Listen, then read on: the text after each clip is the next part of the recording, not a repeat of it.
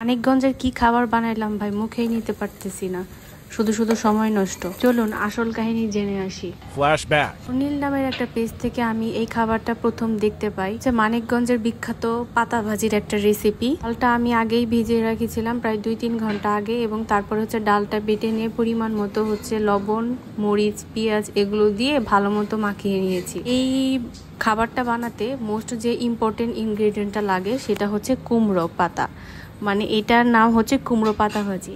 তো এই রেসিপির জন্য মেইন ইনগ্রেডিয়েন্ট হচ্ছে কুমড়ো পাতা, কিন্তু আমরা তো শহরের মানুষ, শহরে তো আসলে কুমড়ো পাতা পাওয়া খুবই দুষ্কর। তো যাই হোক, আমি পাশের একটা বাসার রিলেটিভস থেকে এই কুমড়ো পাতাগুলো নিয়ে আসি এবং ভালো মতো কুমড়ো পাতাগুলো ধুয়ে নিয়েছি। কুমড়ো পাতাগুলো অবশ্যই চেষ্টা করবেন যাতে একটু বুড়ো বা একটু বয়স্ক টাইপের যাতে হয়। তারপর আমি হচ্ছে এই ডালগুলো আমি হচ্ছে আগেই মেখে রাখছিলাম, এই ডালগুলো হচ্ছে আমি কি করব, এই পাতার মধ্যে একটা একটা করে ভালো মতো মেখে নিব। আপনারা ঠিক আমার মতো এভাবে মেখে নেবেন, হচ্ছে প্রতিটা লেয়ারে যাতে ডালটা ভালো মতো হচ্ছে মাখে, এবং হচ্ছে এক একটা করে ডাল ভালো মতো মাখাবেন এবং তারপরে ভাজ করবেন। আমি হচ্ছে ভিডিওতে আপনাদের যতটুকু পারি দেখানোর চেষ্টা করছি। আমার আফসোস আমি যে কেন এই খাবারটা আরও আগে দেখলাম না, মানে এমন টেস্টের একটা খাবার, সিম্পলের মধ্যে এত টেস্টের একটা খাবার, একদম মুখে লেগে থাকার মতো, সময়ও লাগে কম। আবার এই খাবারটা হচ্ছে আপনি ধরেন বিকালবেলা স্ন্যাক্স হিসেবেও খেতে পারবেন, আবার আপনি যদি চান ভাত দিয়ে খাবেন সেটাও করতে পারবেন। যাই হোক, পাতাটা হচ্ছে ভালো মতো আর কি এভাবে ডাল দিয়ে আপনি ফুল পাতাটাকেই হচ্ছে করবেন, মাখিয়ে নেবেন, এবং হচ্ছে তারপরে প্রতিটা এই যেভাবে একটা একটা করে ভাঁজ দিবেন আর প্রতিটা লেয়ারে এভাবে ডালগুলো হচ্ছে মেখে নেবেন। এই যে এইভাবে আমি একটা ভাঁজ দিলাম, এখন এই উপরে হচ্ছে আমি আবার ডালের একটা লেয়ার দিব। চেষ্টা করবেন এভাবে প্রতিটা লেয়ারে আপনি যাতে ডালটা দিতে পারেন, মানে প্রতিটা লেয়ারে যাতে খুব ভালো মতো ডালটা থাকে। এভাবে আমি এক এক করে সবগুলোই হচ্ছে কুমড়োর পাতাগুলো রেডি করে রাখবো।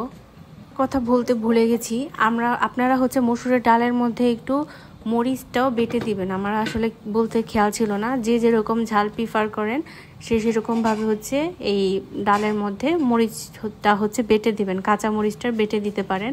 আপনারা চাইলে শুকনো মরিচটাও দিতে পারেন, কিন্তু শুকনো মরিচের থেকে আসলে কাঁচা মরিচটা দিলে বেশি ভালো লাগবে।